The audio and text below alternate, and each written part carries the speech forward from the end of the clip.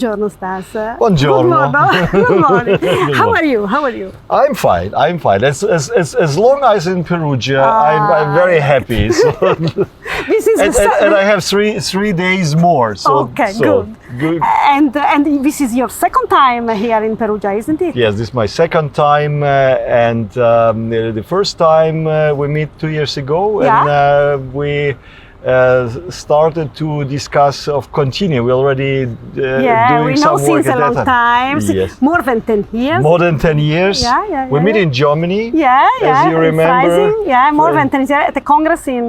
Yes, because we share the interest in insects and in that time especially in dragonflies. Yes, especially in dragonflies. Now our topic changes a little bit, but still we are still to some extent related to it. Yeah. And this time we had to be grateful to the Project Vitality for having you here. And in the Project Vitality, our project is about insects, nanostructures, and biomimetics. But which is the link, in your opinion, between these different aspects, these different features? And what is biomimetic? This afternoon we will have your talk, your seminar about these topics. And so,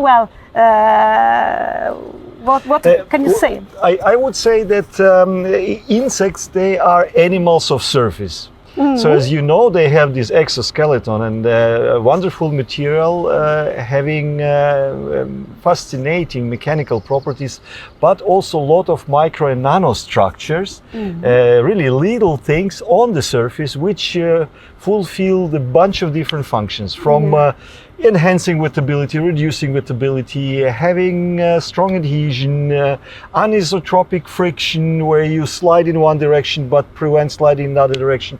So optical properties, structural colors. So it's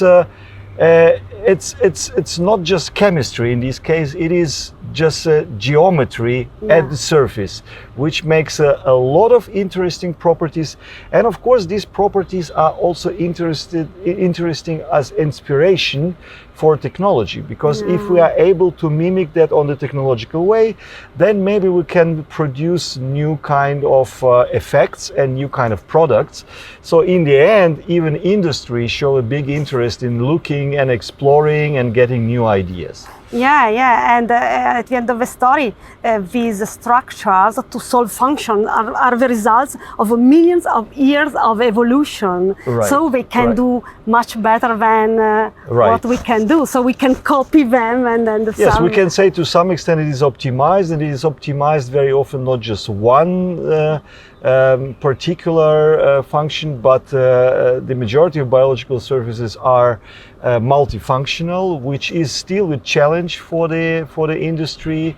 How to make surface which is capable of doing that and this at the same time. Like for example, the wings of some insects, and when they are anti-reflection properties and their lightweight, and also anti-wetting. And so all in one structure. So we can look at them, try to understand how it works, and do the same, and copy and do the same, and use this material as insects do. Absolutely, I would say copying it's maybe too big challenge. You can of course not copy one to one, but to come as close as possible to the natural prototype.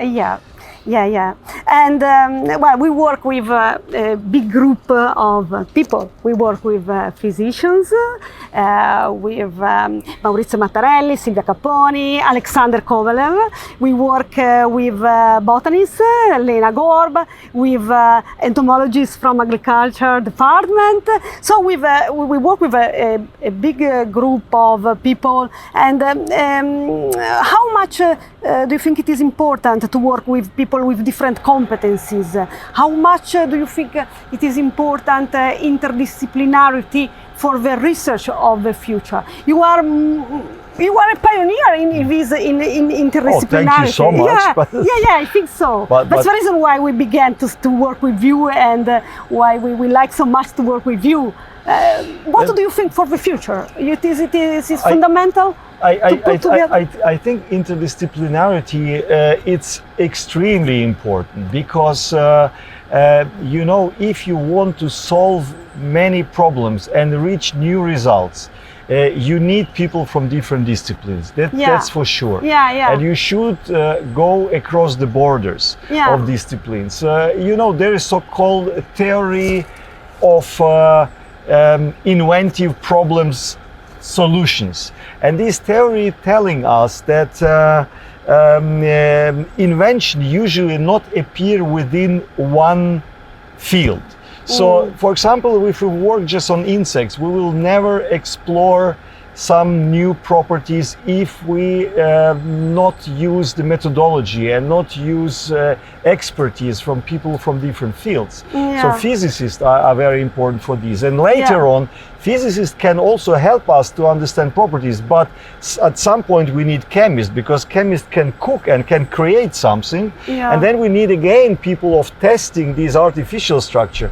And later on, maybe we need people from, design to make a fashion on something. So I think we need a bunch of people if we want to go I would call it creation way from the nature to in the end to the product. Very, very fascinating. Well, when I began, I am an entomologist and zoologist like you, and when I realized that, functional morphology, I like it very much, but I could go to understand very well with very new techniques, new instruments, how nature works. Well, I think it's great. It's great. And I would say, I would put also this discussion in that way. So we are humans. We are very much egoistic, I would say. Of course, we were happy to extract ideas from nature and make something useful for society. That's all important, without doubt. But we can also give something back to biology, something back to the nature in doing this research to understand better nature. So actually there are two sides of the same medal. So at the same time we can make a fascinating biology study, but do something useful for society. Yeah, good. I like it. You work you are the director of the Department of Functional Morphology and That's Biomechanics. Right. That's right. And are you organized in your department? Well, maybe let's start from scratch. How was the way in general from classical biology, because morphology is really the part of classical biology, to the kind of engineering related research. At the beginning I did just biology, but I have a chance to give some talks for engineers and physicists, and every time I told them about beautiful structures, they asked me, what about the properties? And it was like a challenge for me, and in collaboration with some other people from other disciplines, we started to build our own equipment to measure something. And then later on, some equipment will also become commercially available. And by having new methods, you can do things which were not possible before, and you can explore things which were not done before. And I think that any progress in biology was actually, honestly speaking, was done mainly by the physical methods, microscopy, spectroscopy, all kind of things we use now, sequencing. All that we should be thankful for other disciplines to explore more. So this started like this. So we get interesting equipment and interesting methods with the corresponding bunch of people who are interested in going to this field. And finally, we have two pillars in my department. The one pillar is really microscopy from the nanoscale to the macro scale, different imaging techniques, and mechanical testing. So we can do mechanical measurements at the nanoscale, microscale, and macro scale. And sometimes it is maybe even not challenging to do it at the nanoscale, because there are like atomic force microscopy and so on. But to have on the scale in between, where not many equipment existing, so this is pretty challenging. And that's why if we have a good idea, we can explore the properties and the structure at different level of organization. So not just using a very tiny little scale, like a nanoscale, but let's take an example of the fly food. So we start with a whole fly, we understand how the adhesive system of the fly working at that scale, then we go to the food, then we go to the single little hairs, then we go to the single molecules, and so on and so on. So we try to follow the whole track, and only then, in my opinion, you can really understand deeply things. It's challenging, but it's rewarding also. Surely, I imagine. And how many people work with you in the So right now, if we count all the people with the master students, bachelor students, is maybe 30, but the permanent staff, it's like 5 persons, plus... typical of Germany. Plus 10 PhD students and 7 postdocs. That's the size. And then you have collaboration all over the world. Yes. And in collaboration is also like this. It's like in the real business. So you have export and import.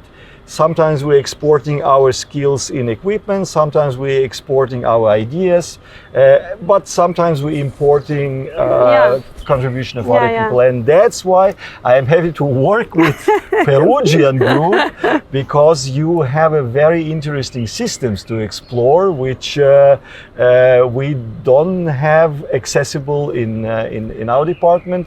And also some kind of microscopy like the TM. In principle, we can do it, but not at such a good level as you do thank you. So I think it's a good point for collaboration. Surely. Thank you, Stas. So pleasure, and this afternoon your seminar. This afternoon my seminar, and I hope that we will spread first of all the positive aura about our research, and maybe excite a couple of students. So that's the main reason. So they should be happy. Okay, thank you, Stas. Thank you very much for being here.